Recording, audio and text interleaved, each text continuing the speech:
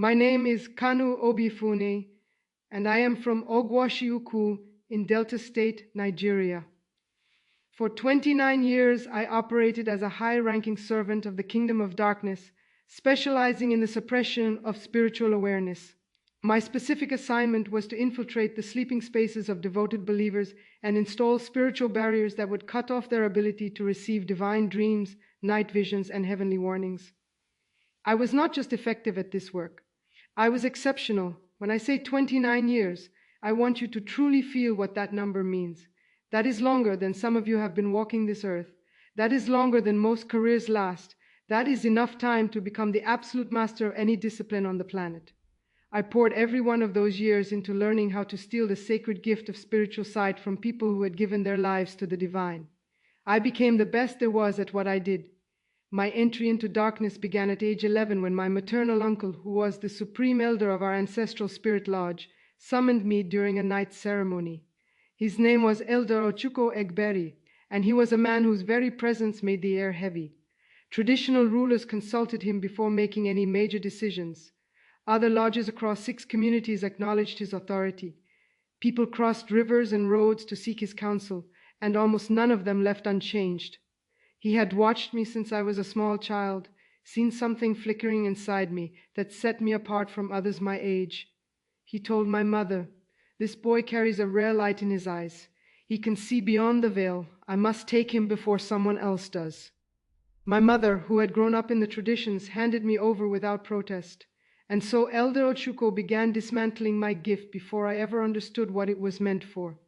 He trained me intensively for 6 years, before releasing me as a full operative, pouring generation upon generation occult knowledge into my developing mind until I became something the Kingdom of Darkness used as a weapon against the very people the divine was trying to reach. By the age of 27, I had personally executed over 250 targeted spiritual blindness operations against believers.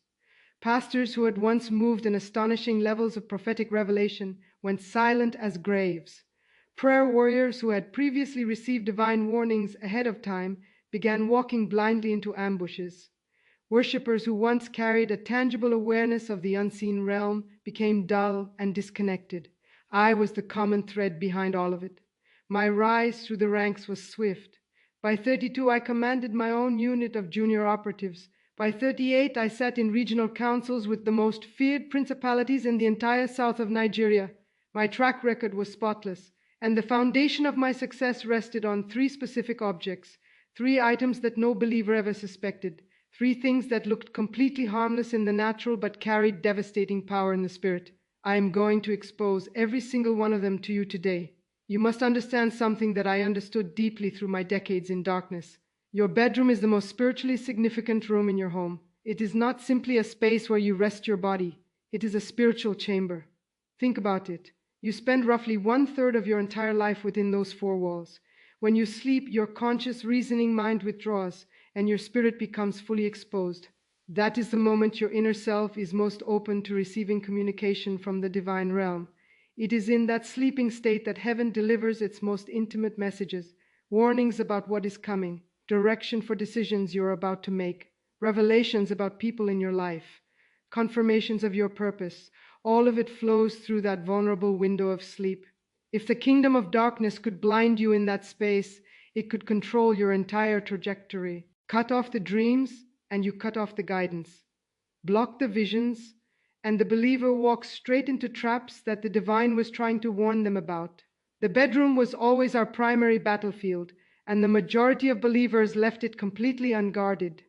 If you have been experiencing this, if your nights have become empty and spiritually flat, if you used to receive sharp, clear warnings and now you receive nothing, if you wake up heavy instead of restored, if there seems to be a dull fog sitting over your spiritual perception, if you have a persistent sense that something is blocking you from seeing what the divine wants to reveal, then everything I am about to say is meant specifically for you. This is not coincidence. You did not stumble onto this message by accident. Something greater than chance guided you here. I am going to reveal the 3 hidden objects that dark operatives plant in bedrooms to suppress spiritual vision. I will tell you exactly how we operated, what to look for, and how to break free completely. because on the 4th of November 2014, the divine broke every chain that held me, and since that morning I have dedicated my life to exposing everything that darkness tried to keep hidden forever. The first hidden object is the compromise mirror. Let me teach you something that almost no believer understands. Within the framework of the kingdom of darkness, a mirror is never simply a reflective surface. A mirror is a gateway, it is a threshold, it is a monitoring station embedded directly into your most intimate space. When I was operating in darkness, the bedroom mirror was among the most powerful and most frequently used tools in our entire arsenal. Here is the mechanism. Every mirror carries what we refer to as a spiritual counterpart on the unseen side of its surface.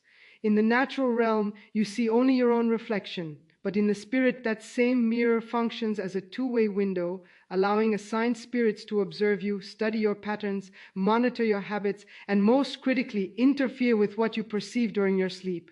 When a mirror has been spiritually compromised, it does not merely show you your image. It becomes a recording device that absorbs the spiritual atmosphere of your room, registers your prayers, tracks your sleep cycles, and most dangerously, distorts your ability to receive and retain divine perception. Let me tell you about a woman I was personally assigned to destroy. Her name was Sister Nkiruka Alozi. She lived in Ughelli, in a modest apartment with a small garden she tended every Saturday morning. She was among the most spiritually perceptive believers I had encountered in all my years of operation. In her younger days, the divine spoke to her almost every single night. She would receive detailed dreams about her family, her community, events yet to come. People would travel from as far as Wari, and sometimes even Abuja, to sit in her small living room and receive direction from whatever she had seen in the night. Her community called her Mama of the Night Watch. Whenever something serious was threatening a family in that area, Sister Nkiruka was the first person they called. She would pray, she would sleep on it, and by morning she would bring back a clear and precise word. She had exposed 4 individuals in her fellowship who were secretly working against the congregation. She had warned a young man about a fatal road that lay ahead of him, giving him 2 weeks to intercede and prepare, and that man walked away from what should have been a fatal collision. She had seen the face of a business partner who was about to swindle her spiritual mentor, and when she described that face, the mentor pulled back from the deal at the final hour. This made her enormously dangerous to our operations. The Regional Dark Council called an emergency session specifically because of her. The senior elder of our lodge stood before us and said, "This woman is unraveling our work across this entire zone. Every time we dispatch an assignment to her community, she intercepts it in the night and teaches people how to dismantle it. She cannot continue operating like this." I was chosen for the assignment because of my expertise in bedroom infiltrations. The elder fixed his eyes on me and said, "You have never returned empty-handed. This woman is your most critical mission. Do not fail." I did not approach her directly. A woman with that caliber of spiritual sensitivity would feel a direct assault the moment it landed. Instead, I spent 4 months observing her life from the spirit realm. I studied her movements. I mapped her habits, I probed for access points, and eventually I found the opening I needed. The mirror. She had a tall freestanding mirror positioned in the corner of her bedroom. It was nearly 2 meters high, with a dark mahogany frame carved with intricate traditional patterns. It was clearly old, clearly valuable, and clearly beloved. When I investigated further through the spirit realm, I discovered why. Her grandmother had gifted it to her on the morning of her wedding, 31 years before. Sister Nkeruka polished that mirror every week. It was one of the last physical reminders she had of a woman she had loved deeply. What she did not know was that her grandmother, before coming to faith late in life, had been a senior member of a women's ancestral society called the Oda Circle. During her initiation into that circle, which occurred decades before Sister Nkeruka was even born, the elders had performed a dedication ceremony over several items, including that mirror. They had bound a watching spirit to the glass through incantations that ran 3 generations deep. The assignment was dormant while her grandmother remained the covenantal owner of the object. But the moment her grandmother passed and that mirror transferred to Sister Nkeruka through inheritance, the dormant assignment became legally activatable, and we had access. I will never forget the night we activated that mirror. 9 of us gathered in the lodge chamber at exactly 1:33 in the morning. We formed the activation circle around a vessel of prepared dark water, and I led the ceremony. We called forth the watching spirit that had been bound to that mirror since the grandmother's initiation. We issued the new directive. We said, "Go now to the bedroom of Nkiruka Alozi. Watch her while she sleeps. Record every dream she is given. And when revelation begins to descend from above, release fragmentation before it reaches full clarity in her understanding." The spirit accepted the commission and moved. From that night, everything changed for Sister Nkiruka. Within the first week, her dreams began unraveling. Where she had once seen crisp, detailed messages, she now saw only blurred and shifting images that made no coherent sense. Faces without recognizable features, words spoken in languages she could not identify, symbols that dissolved before she could fix them in her mind. She would wake up with the overwhelming feeling that she had been shown something vital, but when she tried to retrieve it, there was nothing there, like reaching into water and pulling out only a wet hand. By the second week, her dreams stopped entirely. Her nights became a blank expanse. She would close her eyes at 10 and open them at dawn with no sense that anything had occurred in between. She assumed the exhaustion of daily life was catching up with her. She considered visiting a doctor. The doctor found nothing wrong. She told herself the season would pass. It did not. By the third week, she began waking each morning with a dense pressure behind her eyes, a heaviness that would persist until midday and then return by evening. Her bedroom began to feel different, smaller, darker. She would enter it and feel observed. She found herself reluctant to pray in that room because the words felt like they were dissolving in the air before ascending anywhere. Her husband noticed. He asked her one evening, "Nkiruka, you have not said a single word about any dream in over a month. That has never happened. Are you okay?" She had no real answer. She told him, "The divine is perhaps in a season of silence with me." But privately she was deeply unsettled, because in 38 years of walking in faith, the divine had never once been fully silent with her. Not even during her most difficult trials. I observed all of this from the other side of that mirror. Each night I would project my awareness through the portal it created and stand at the base of her bed while she slept, releasing wave after wave of disorientation into her mind. I would speak directly into her subconscious, implanting slow-burning doubts. Perhaps what you called divine perception was never real. Perhaps you were imagining it all along. Perhaps you are an ordinary woman who mistook her own thoughts for heavenly messages. She had no awareness that any of this was happening, not a single moment of suspicion. This continued for nearly 4 years. 4 years of spiritual blackout, 4 years of warnings going unheard, of direction going unreceived, of people arriving at her door and leaving with nothing because Mama of the night watch could no longer watch. Her household paid a devastating price. The divine had been trying to reveal to her that a close associate in her husband's business was systematically stealing from them. The man's name was Mr. Adeze Oborekpe, and he had been diverting funds from their logistics company for over 2 years. The divine tried multiple times to bring the man's face into her dreams with the information needed to expose him, but every revelation fragmented before it reached her understanding, scattered like broken glass. By the time an external audit uncovered the theft, they had lost nearly 18 million naira. Her eldest daughter also nearly died. The divine had been trying to show her a developing condition in the young woman's body, a shadow over her lower chest that required medical attention immediately. The dream was blocked, the vision was fragmented, the warning never arrived intact. It was only when her daughter collapsed during a church retreat and was rushed to a hospital in Asaba that they discovered a serious cardiac irregularity that had been silently worsening for months. What could have been managed simply if caught early became a complicated medical ordeal that took nearly a year to resolve. It was a visiting minister of deliverance who finally broke the silence over that household. His name was Apostle Chibuna Okafor, and he had spent decades in ministry on the foundations of spiritual discernment. He came to minister at Sister Nkiruka's church on an otherwise ordinary Sunday. In the middle of corporate worship, he went completely still. He stopped the musicians.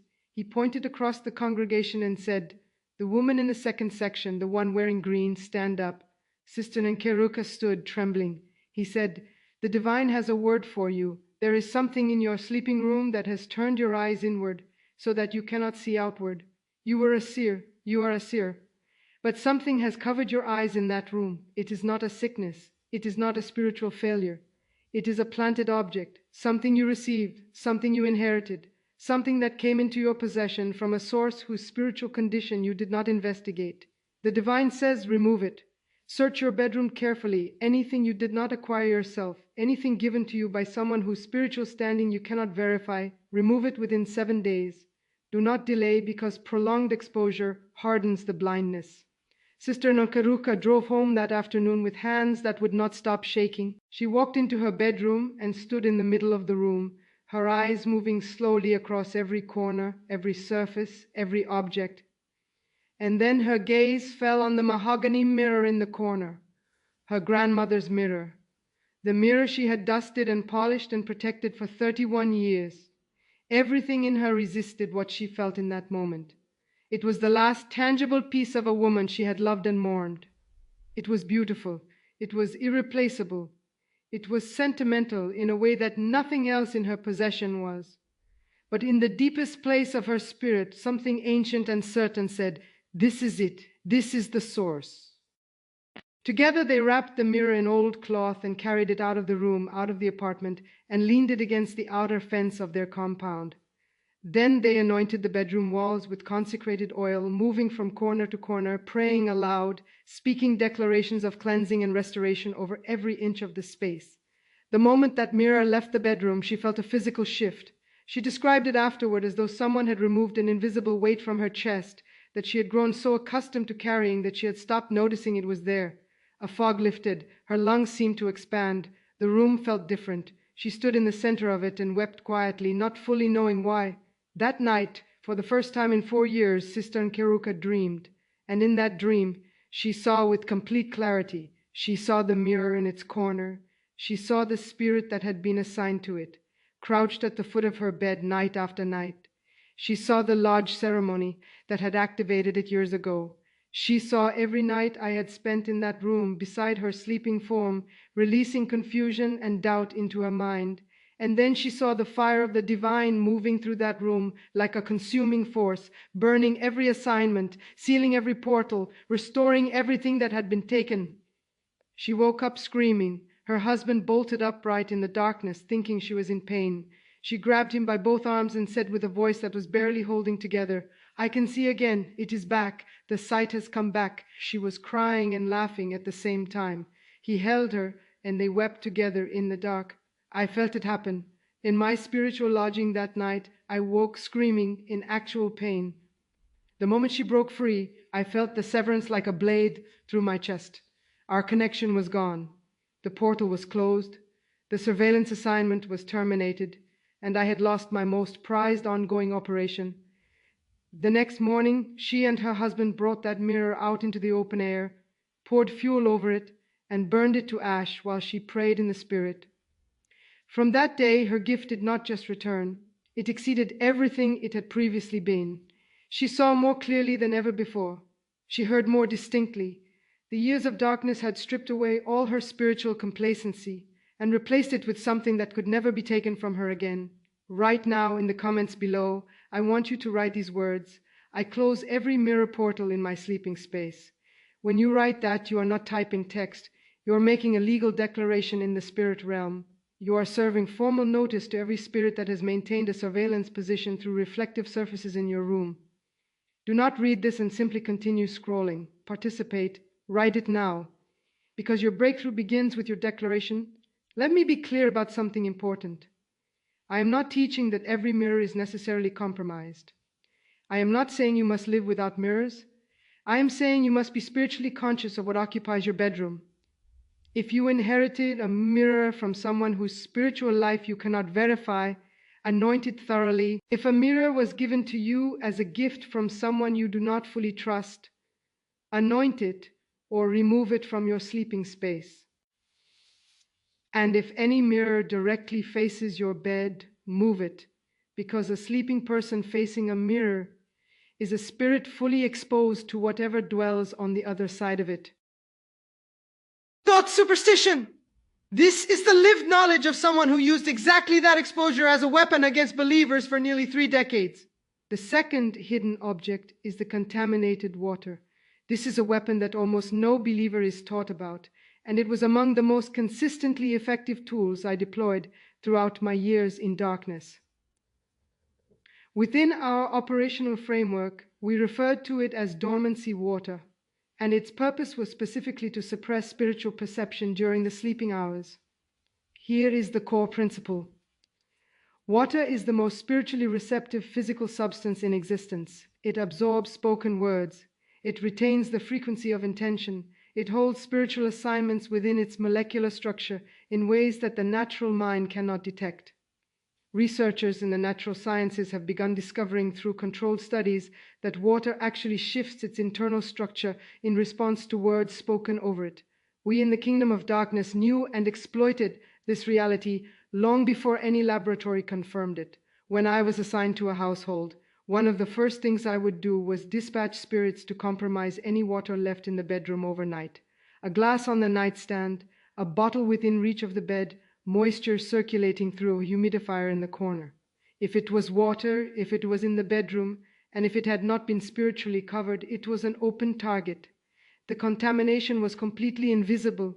The water appeared and tasted normal in every way, but spiritually it was laced with assignments. And when the believer drank from it or breathed in the moisture of it through their hours of sleep, those assignments entered their system and began suppressing their ability to perceive and retain divine communication.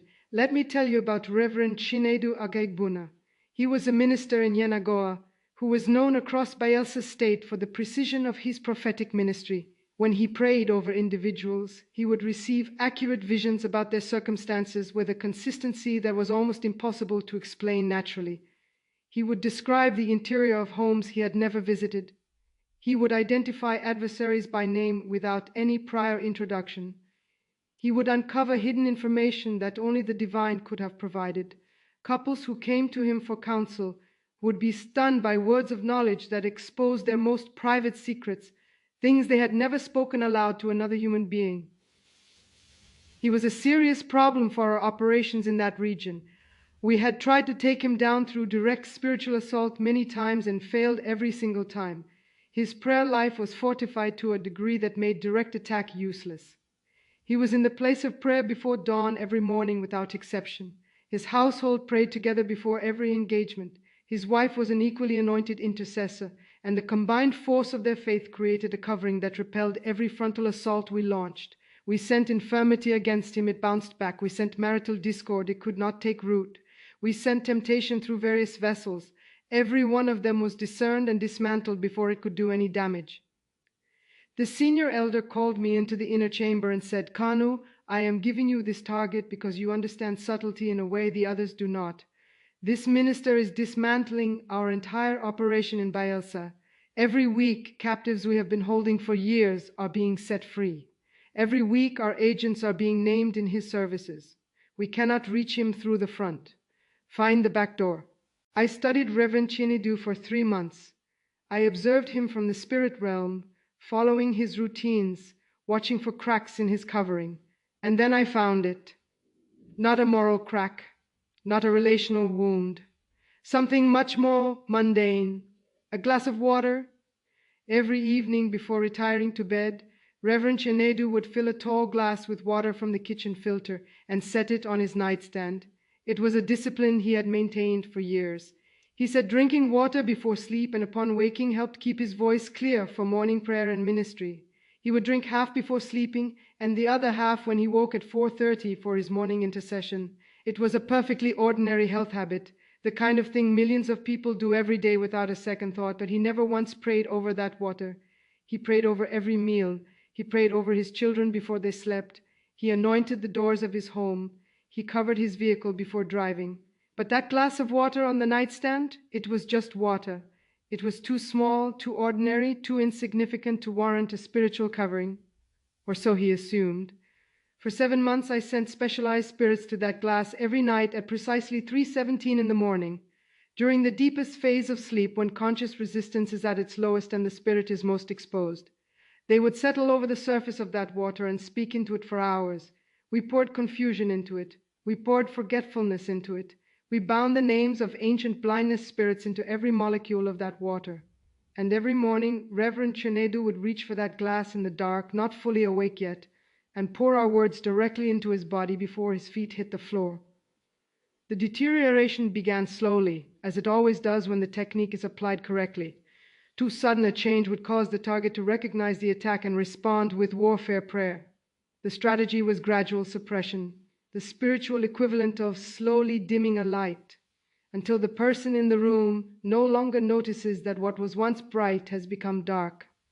In the first month, Reverend Chinedu noticed that his visions during intercession were becoming slightly less defined. Where before he had seen faces with absolute clarity and heard names spoken cleanly in his spirit, he now saw shapes that were harder to define and heard sounds that were muffled at the edges.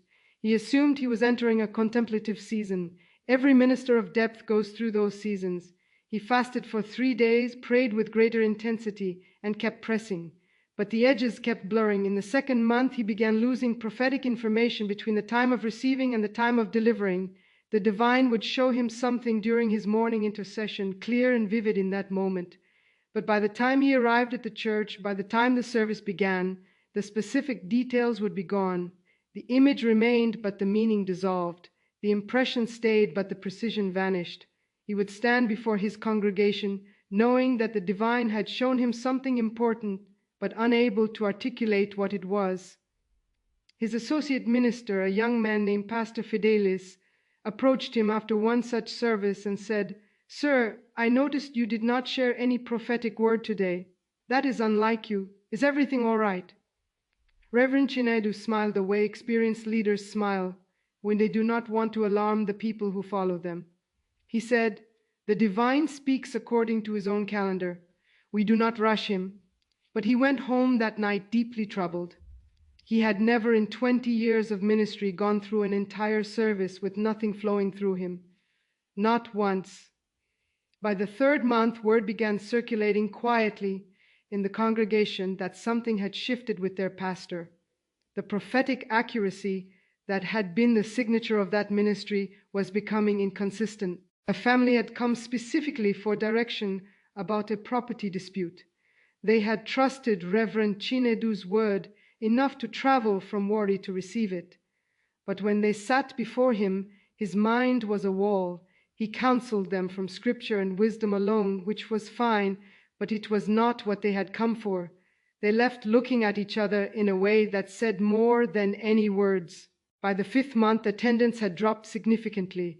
The testimonies that used to come in weekly, of prophetic words that had been confirmed to be accurate, of warnings that had spared people from disaster, of insights that had transformed marriages and restored families, those testimonies had stopped.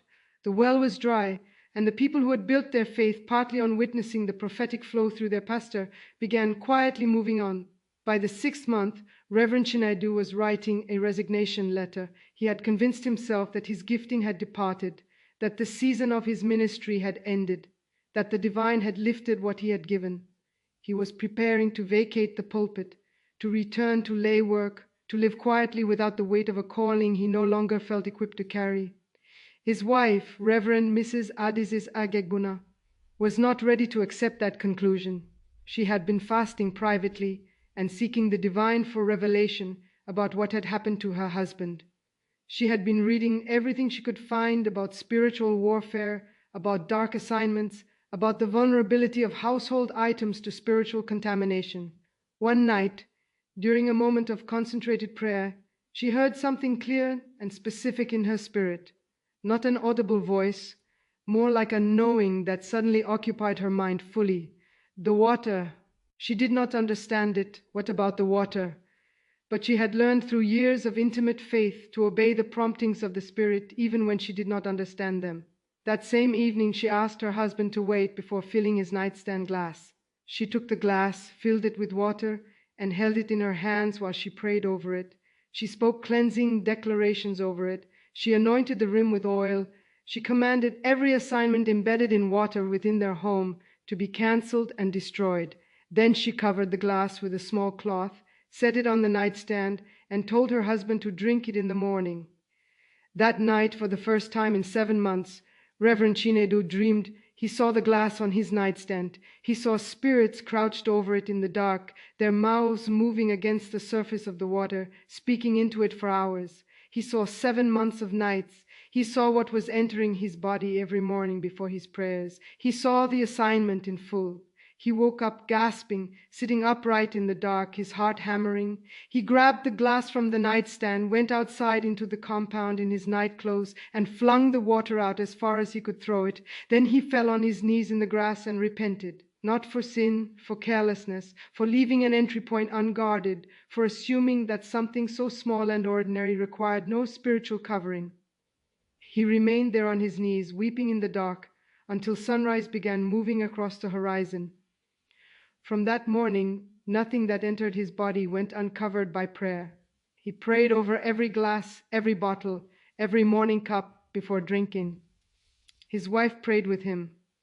Within 10 days, his visions returned. Within 3 weeks, the sharpness was back. Within 2 months, the testimonies began flowing again.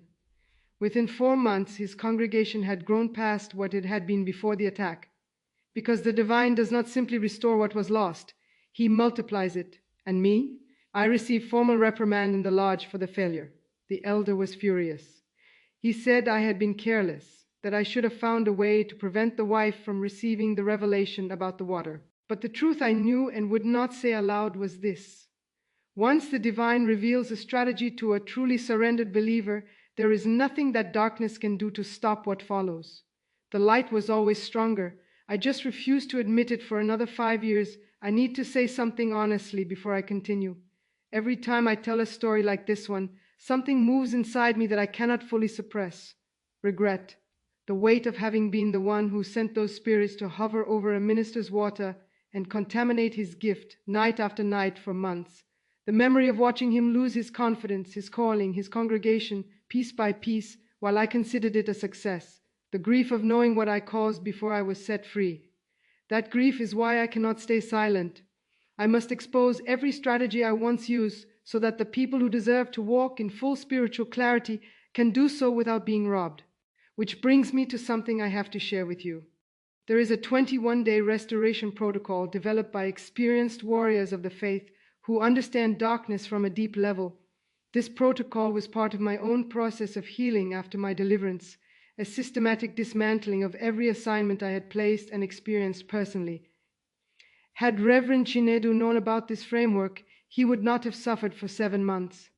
Had Sister Nkiruka had access to it, she would not have lost 4 years. The link is in the description. Now, the third hidden object, the most devastating of the three, and the one I am most reluctant to discuss because of how personally I was involved in its use. The cursed fabric. I want to tell you about a family in Asaba named the Onwuiminis. Brother Pascal Onwuimini and his wife, Sister Chidinma, were among the most genuinely whole believers I had ever observed. Their household was not simply religious. It was spiritually alive in a way that was almost visible. You could feel something different when you approached their compound. Brother Pascal was a frontline evangelist whose approach was not to hand out pamphlets, but to receive precise words of knowledge about strangers on the street that would stop them in their tracks and open their hearts. Sister Chidinma led the women's ministry in her church with a combination of warmth and authority that made it one of the most consistently growing departments in the region. Their children were extraordinary. Their firstborn, Tobichukwu, was 18 and led worship with an anointing that made grown adults weep during church services.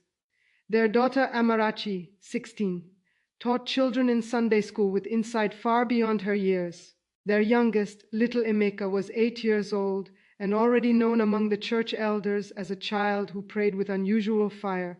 People would come specifically to have little Emeka lay his small hands on them and pray. What he carried in that small frame was impossible to explain naturally. They were what we called in the lodge a generational threat, a family not merely serving in the present but raising children who would become more formidable than the parents. That kind of generational momentum had to be stopped before it multiplied. There was someone in their extended family who disagreed with their flourishing. Her name was Auntie Ngozi Chukwuka, the older sister of Brother Pascal by 7 years. She had never married. Her business ventures had repeatedly failed. She had watched her younger brother build a beautiful, anointed family and a thriving ministry, while her own life remained empty and struggling. The bitterness in her had curdled into something much darker than jealousy. Auntie Ngozi Chukwuka had been secretly practicing ancestral dark arts for 12 years.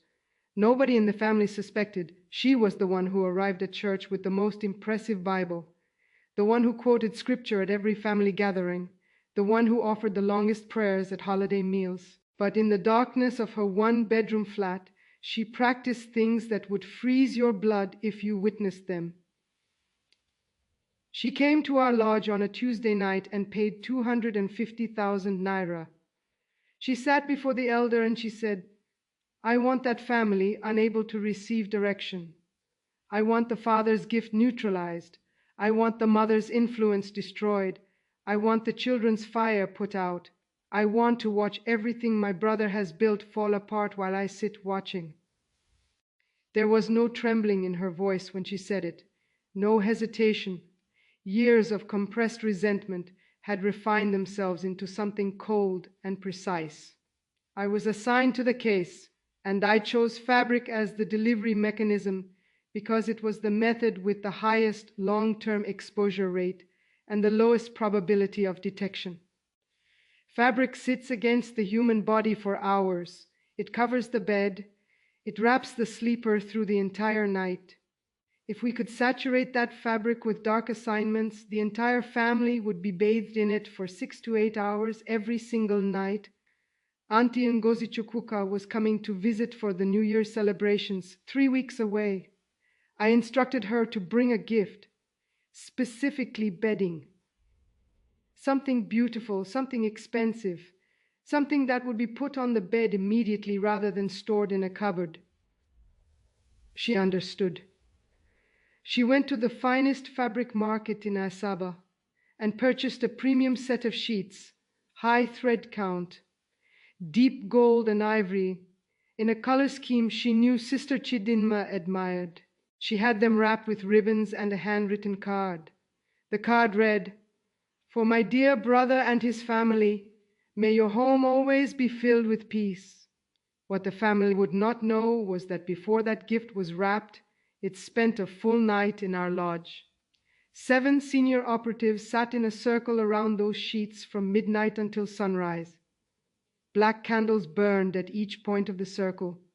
We called the names of ancient binding spirits, spirits of blindness, of spiritual stupor, of disconnection, of confusion, of generational suppression. We spoke over that fabric for 6 hours. We ran our hands across the threads as we chanted, pressing the assignments physically into the weave. We sealed the work with blood. In the natural, those sheets were simply beautiful fabric. In the spirit, they were a weapon that would activate against its targets for as long as the fabric remained in their sleeping space. When Auntie Ngozi Chukwuka presented the gift on New Year's Day, Sister Chidinma was moved to tears. She held the sheets up and said, "Ngozi, these are the most beautiful things I have ever been given for our home." She embraced her sister-in-law and thanked her 3 times. Brother Pascal said, "You did not have to do all of this."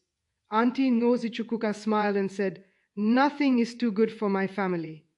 That night, Sister Chidinma made the bed with those sheets, smoothing every fold, admiring the way the colors caught the light. She did not know she was preparing a prison. They slept their first night under a spiritual sentence they had no idea had been issued. Within the first month, Brother Pascal began losing his word of knowledge on the streets. He would approach someone to evangelize, and where before he had always felt a clear download of specific information about the person that would open the conversation, now his mind was a blank when he looked at them. He would open his mouth expecting the Spirit to give him words, and nothing came. He began questioning whether his calling in evangelism had been genuine, or whether he had simply been a very good reader of social cues all along. Within 2 months, Sister Chidinma's women's ministry began fragmenting. She would misinterpret things people said to her, hearing offense in neutral statements, feeling dismissed when people were simply being brief. She forgot appointments she had written down. She cancelled meetings and then forgot she had cancelled them. She made commitments that conflicted with other commitments. The organizational precision that had made her ministry thrive began collapsing. 3 of her most loyal women left, confused by the change in her. Then 4 more. Her ministry lost half its active members in 8 weeks. Within 3 months, the curse began reaching the children. Tobechukwu, the worship leader, started failing his university entrance examinations. He had always been a distinguished student. Now he would study for hours and retain almost nothing. His worship leading dried up. He would stand before the congregation and sing the right notes, but the congregation felt nothing. The anointing was absent. Amarachi began having terrifying dreams every night, dark figures standing in her room, voices she could not understand. She stopped sleeping properly, became anxious and withdrawn, stopped attending Sunday school. Emeka, little 8-year-old Emeka, who had once prayed with fire that brought adults to their knees, stopped praying altogether. He told his mother one evening, "Mummy, when I close my eyes to pray, there is only darkness. I cannot feel anything anymore." The family tried everything they knew: extended fasting, corporate intercession. They invited deliverance ministers to pray through the house. They poured anointing oil on every door and window. They declared scriptures over every room. But nobody, not even the visiting ministers, thought to examine the bed. Nobody looked at the sheets. And every single night, the entire family slept wrapped in those cursed threads, while the dark assignment pulsed through the fabric against their bodies and into their spirits. This went on for 3 years and 8 months. Brother Pascal eventually stepped back from street evangelism and told his pastor he needed a sabbatical. Sister Chidinma dissolved the women's ministry quietly, telling people she felt the divine was redirecting her. Tobechukwu drifted away from church attendance and stopped leading worship entirely. Amarachi was put on anxiety medication. Emeka became a quiet, withdrawn child who rarely smiled and showed no interest in spiritual things. The family that had been a light in that community became a cautionary tale whispered between congregation members. "What happened to the Anwemenis? They used to be so strong. Now look at them." Auntie Ngozi Chukuka visited twice a year, and each time she would ask seemingly innocent questions about how things were going. She would sit in their living room and drink their tea, and she would listen to their struggles and murmur sympathies, and behind her eyes something satisfied moved. What finally changed things was a move. Brother Pascal received a promotion that required relocation to Lagos. The family packed in haste. They sold most of their furniture and many of their household items. In the rush of packing, the bed sheets did not make the final load. Sister Chidinma had set them aside to pack separately, and in the chaos they were left behind. They would not know what that oversight meant until years later. In Lagos, in a new apartment with new bedding, the oppression began lifting within days. The first week in their new home, Sister Chidinma had a dream, the first she could remember in nearly 4 years. It was a simple image, sunlight breaking through clouds, almost too simple to be significant. But she woke up weeping because she had forgotten completely what it felt like to dream at all. Within 6 weeks, Brother Pascal felt the word of knowledge return during a morning of prayer. Within 4 months, Tobechukwu joined a worship team at their new church, and the congregation felt it immediately when he sang. Amarachi's nightmares stopped in the first month. Emeka, now 12, began praying again, and his mother said that when he prayed, the atmosphere in the room shifted the way it used to when he was 5 years old. They never understood what had happened until 3 years after their move to Lagos. Auntie Ngozi Chukuka became gravely ill with a condition that baffled the physicians who treated her. As she lay in the hospital with the reality of death becoming impossible to deny, the guilt she had buried under years of practiced religious performance rose up and overwhelmed her. She asked for Brother Pascal to be brought to her bedside. He came expecting to pray for her recovery. She confessed everything: the lodge, the payment, the ceremony over the sheets, the years she had spent watching their family suffer while holding the knowledge of exactly why. She wept as she spoke, and the weeping seemed to exhaust the last of her physical strength.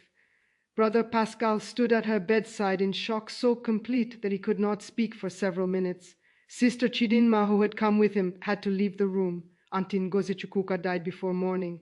Whether genuine repentance preceded her death or only fear, that is between her and what waited on the other side. But her confession was the final piece of a puzzle that had haunted that family for years. The timing of every assault, the specific pattern of what had been affected, the way the oppression lifted the moment they left those sheets behind, all of it aligned perfectly. Brother Pascal sought me out years later, after word spread through certain ministry networks that I had been freed from darkness and was exposing what I knew. He drove 2 hours to meet me. He sat across from me, and I told him exactly what I have told you. My role in it, the ceremony, the fabric, the night we sent those assignments into those sheets. I expected anger. I expected him to turn from me in disgust. Instead, he stood up across the room and held me. He said, "The blood of the divine has covered what you did and what I suffered alike. My family is stronger today because of what we endured, and you, sister, are free. That is the only victory that matters."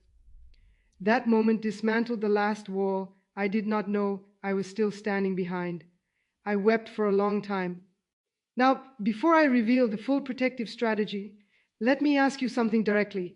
If this message has opened something in your understanding, if you are beginning to see why your spiritual perception has been suppressed, do not keep this to yourself. Share this video with someone in your circle right now. There is someone close to you who has been sleeping on compromised fabric without any idea that this is why their spiritual life has gone dry. You can be the one who places the revelation in their hands. Share it before you move forward. Now let me tell you how to identify whether fabric in your sleeping space has been compromised. First, be cautious with any fabric item given to you by someone who does not genuinely wish you well. The motive of the giver carries spiritual weight. Second, exercise discernment over any fabric whose origin you cannot trace, particularly items purchased from open-air markets where you have no visibility into where they came from or who handled them before you. Third, if your spiritual perception declined noticeably around the same time you introduced new bedding, curtains, or carpets into your bedroom, that is not coincidence. That is a connection worth investigating. If you have received fabric as a gift from someone whose spiritual alignment you cannot verify, write in the comments right now, "I break every dark assignment woven into fabric in my sleeping space." Make that declaration. Then wash those fabrics with water that has been prayed over. Speak cleansing directly over them. And if the heaviness persists, remove them entirely and replace them. Now let me bring these 3 weapons together so you can see the full picture. The compromised mirror, the contaminated water, the gifted fabric. These are not random weapons. They are strategically chosen tools because they work. Each one exploits a different entry point into the bedroom. The mirror provides continuous surveillance and distorts spiritual perception through exposure during sleep. The water introduces dark assignments directly into the body through the most ordinary of morning habits. The fabric wraps the sleeper in cursed fibers for hours every night, creating maximum sustained exposure to spiritual poison. When all 3 are present in a single bedroom, the believer becomes functionally spiritually blind, not spiritually dead, not faithless. They can still pray, they can still attend services, they can still read their scriptures, but the sharpness is gone, the clarity is suppressed, the warnings do not arrive intact, the visions do not resolve into focus, the dreams do not carry through to waking memory, and the believer continues moving through life, assuming that this dull, muffled experience of faith is simply what being a Christian feels like. They do not know that they were meant to see with extraordinary clarity. They do not know that what they are experiencing is not normal. They do not know they are being robbed. But now you know, and everything that has been done through these weapons can be undone. Every portal can be sealed permanently. Every contamination can be expelled from your body in your space. Every curse woven into fabric can be burned by fire in the spirit. Every assignment that has operated in your bedroom can be dismantled and driven out. The divine authority available to a surrendered believer is infinitely more powerful than anything the kingdom of darkness has ever weaponized against them. Now I want to pray with you, and I am asking you to pray this aloud because spoken words carry legal authority in the spirit realm. When you open your mouth and declare something, forces respond. The unseen world is moved by the words of a mouth that carries faith. This is not a ritual, it is a declaration. And declarations shift things. Wherever you are sitting or standing, open your mouth and say this with me. Sovereign of the universe, I approach you with a spirit of gratitude. I thank you for causing me to encounter this testimony at this precise moment. I thank you for the revelation that has come to me through this message. I thank you that no weapon assembled against my spiritual sight can ultimately succeed, and that every assignment which has operated in the darkness over my sleeping space has now been brought into the light. I take authority now over every mirror in my bedroom and in my home. I declare that every portal that has been functioning through reflective surfaces in my sleeping space is sealed shut permanently from this moment forward. Every spirit that has maintained a surveillance position through glass or reflective material in my room is hereby commanded to vacate my property immediately and permanently. You have no legal right to remain. Every claim you believed you held over my life is cancelled by the blood that was shed for my freedom. I close every mirror portal. I seal every reflective doorway. I call fire down on every surveillance assignment, and I command it destroyed at its root. I take authority over every water source in my bedroom and throughout my home. I break every dark word that has been spoken over water in my sleeping space. I cancel every contamination that was placed in any liquid I have consumed. I reverse every assignment of confusion, of forgetfulness, of spiritual dullness that entered my system through contaminated water. From this day forward, every drop of water that passes my lips is sanctified. Every liquid I consume is covered. I command every spirit that embedded itself in my water to be exposed and destroyed completely. My body is no longer a vessel for dark assignments. My system is cleansed. I take authority over every piece of fabric in my sleeping space. I break every curse that was woven into my sheets, my blankets, my pillows, my curtains, my carpets. I command every dark assignment embedded in fabric within my home to be consumed by supernatural fire now. I cancel every ceremony that was performed over any material item in my possession. I declare that my bed is consecrated ground. It is a place of genuine rest and divine encounter. It is a place where heaven speaks and I receive clearly. Every dark installation in my sleeping space is dismantled and driven out in this moment. I receive now the full restoration of my spiritual sight. I receive clarity of night vision. I receive the return of divine dreams. I receive sharpness of spiritual perception. I receive the ability to hear clearly what the Spirit is communicating to me. I receive the gift of understanding so that what I see I can interpret. I receive the wisdom to know how to respond to everything that is revealed to me. I declare that my eyes are anointed to see what darkness is planning before the plan can be executed. My ears are anointed to discern the voice of the Spirit above every other voice. My spirit is alive and fully sensitized to the activity of the realm I cannot see with natural eyes. I am no longer operating blind. I am no longer stumbling in spiritual darkness. I am awake. I am seeing. I am hearing. I am knowing. I am perceiving. I seal my bedroom with consecrated authority. I establish a line of protection around my bed and around my home. I station divine guardians at every entry point, every window, every door, every wall. I release consuming fire against every dark installation, every hidden altar, every secret deposit that was placed in my space without my knowledge or consent. I am free. My sight is restored. My spirit is open. My nights are recovered. My dreams are mine again. My perception is fully activated.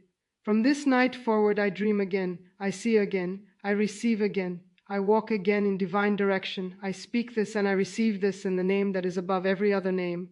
Let it be established. If you prayed those words with me, something has genuinely shifted in your spiritual atmosphere. I felt it as I was leading you through it. The darkness that covered your perception is breaking. The veil that sat over your ability to receive is lifting. The assignments that operated in your sleeping space without your awareness are being terminated. Tonight when you sleep, you will dream again. I declare that over your life without hesitation. The divine who placed that gift inside you has never revoked it. It was suppressed, but it was never surrendered. And today the suppression ends. Subscribe to this channel so that you continue receiving these exposures. Every week I bring forward more of what darkness hoped would remain hidden forever. There is much more to come, and what is coming next will open your eyes even further.